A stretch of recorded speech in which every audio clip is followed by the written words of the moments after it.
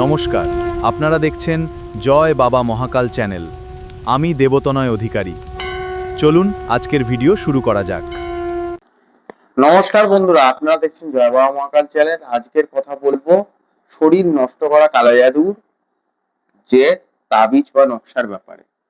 শরীরের ভেতরে অনেকেই অনেক রকমের প্রতিক্রিয়া করে, অনেকেই অনেক রকমের জিনিস চালান করে, অনেকেই অনেক রকমের বিদ্যা প্রয়োগ করে, মানে বিভিন্ন মানুষের বিভিন্ন রকমের ব্যাপার।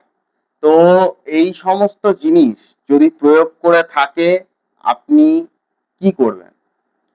তো স্কিনের ভেতরে একটি শক্তিশালী যন্ত্র আপনি দেখতে পাচ্ছেন। এই যন্ত্রটিকে শনি অথবা মঙ্গলবার দুখানা যন্ত্র আপনি লিখবেন। একটি ভূজপত্র নেবেন।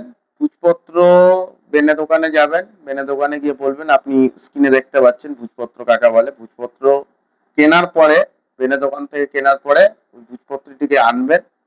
আনার পরে রীতিমতো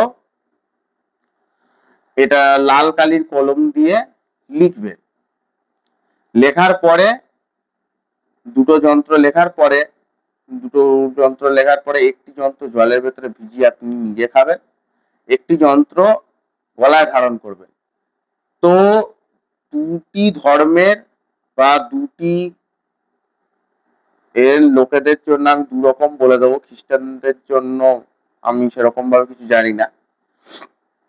তো আপনি যদি মুসলিম হয়ে থাকেন, মুসলিমদের জন্য আমি একটা কথা বলে দেবো, সূরা ফাতিহা, সূরা নাস, সূরা ফালাক, তার সাথে দুরূদ শরীফ 3 বার করে পড়বেন, 3টে দম করবেন। 3 বার করে পড়বেন, 3টে দম করবেন। এরকম ভাবে সূরা ফালাক, সূরা নাস, সূরা ফাতিহা, দুরূদ শরীফ পাঠ করে ওটাকে তাবিজের ভেতরে ঢুকিয়ে নেবেন। তাবিজটি দেখবেন আগুনের মতো কাজ করবে। মোম দিয়ে বা গালা দিয়ে তাবিজটিকে আটকে দেবেন। আর যদি আপনি সনাতন ধর্মের ব্যক্তি হয়ে থাকেন, শনি অথবা মঙ্গলবারে এই তাবিজটিকে লিখে নিয়ে লাল কালির কলম দিয়ে দুটো তাবিজ লিখবেন, দুটো যন্ত্র লিখবেন। লেখার পরে একটি মাদুলি নিয়ে মাদুলির ভেতরে ঢুকিয়ে দেবেন।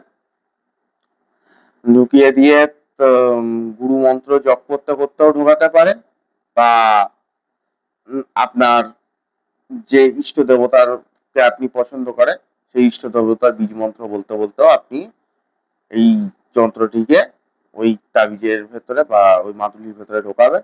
ঢোকানোর পরে গালা বা মোম দিয়ে, যেটা দিয়ে খুশি সেটা দিয়ে আপনি আটকাবেন। সিল করার পরে একটি তাবিজ আপনি গলায় ধারণ করবেন, একটি তাবিজ জলের ভেতরে ভিজিয়ে খাবেন, একটি যন্ত্র। তো আমার করা ভিডিও যদি আপনার ভালো লেগে থাকে তাহলে লাইক করবেন, কমেন্ট করবেন, সাবস্ক্রাইব করবেন এবং ব্যক্তিগত কাজের জন্য স্ক্রিনে দেওয়া নাম্বারে অবশ্যই যোগাযোগ করবেন। তো